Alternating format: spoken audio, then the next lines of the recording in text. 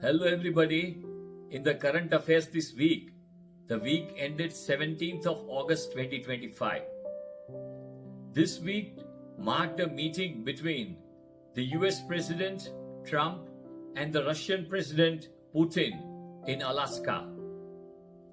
The talks lasted nearly for around 3 hours and it was followed by a short press conference. Now the US President will talk with the Ukrainian President and the European leaders before starting the process of ending the Ukraine war. Ending of the Ukraine war could be a major relief to the world at large in every respect, including the major benefits to the global economy. One important positive news for India this week was that rating agency S&P Global has upgraded India's sovereign rating to BBB after a gap of 18 long years.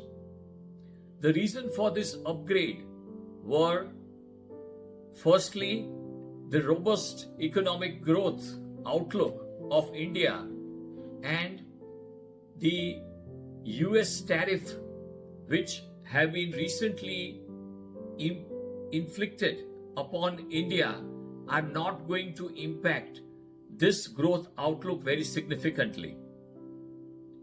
This growth outlook is not only expected in the current year, but on an average, it is expected that India would be growing at a rate of 6.8% on an average across a period of coming 3 years. The next positive feature which these rating agencies could see was the monetary policies of the Reserve Bank of India and the low inflation rate.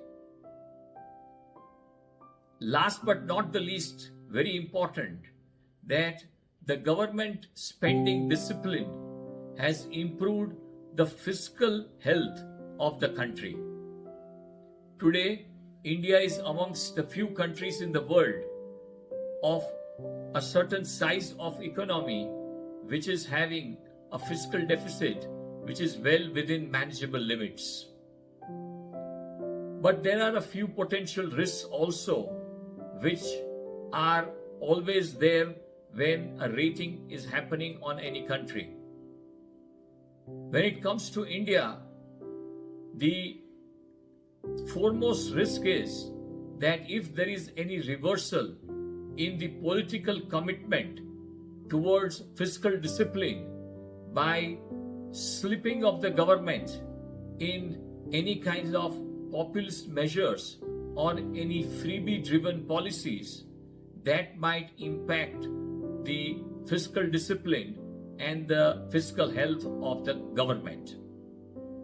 Further, if there is an overall slowdown in the economic growth of the country, that could impact the fiscal stability of the country. This kind of rating, which is positive for the country, is not just something which we need to be happy of, but it has got tangible advantages for the reason that when there are companies and the government which are borrowing in the international markets, the cost of borrowing gets reduced by at least 10 to 20 basis points, and that reduces the cost of funds for the corporates or the government which is raising money from outside of India.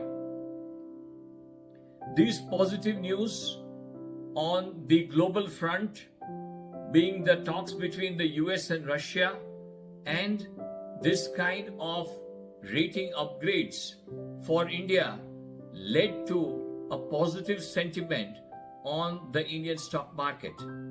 Nifty 50 was up by 1.2%, Nifty mid cap was up by 0.83%, and Nifty small cap was up by 0.72%. FIs continue to be sellers to the extent of 10,000 crores, but DIIs bought Indian equities to the extent of 19,000 crores. The commodity markets, Brent crude was unmoved, and so was gold and silver in India. In the global markets, Nasdaq and S&P 500 were up by just below 1%. MSCI Japan this week was up by 4%, and MSCI China was up by 3% in just 1 week. Despite this increase in the stock prices in both cases, Japan and China, the P for MSCI Japan is still just 16, and that for MSCI China is 13.5 in comparison to the P of Nifty 50 being 21.70.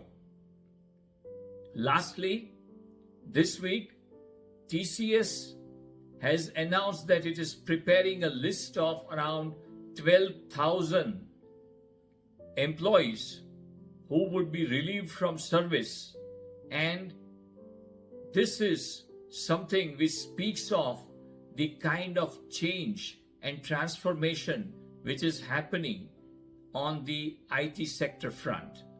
Thank you. That is all for this week.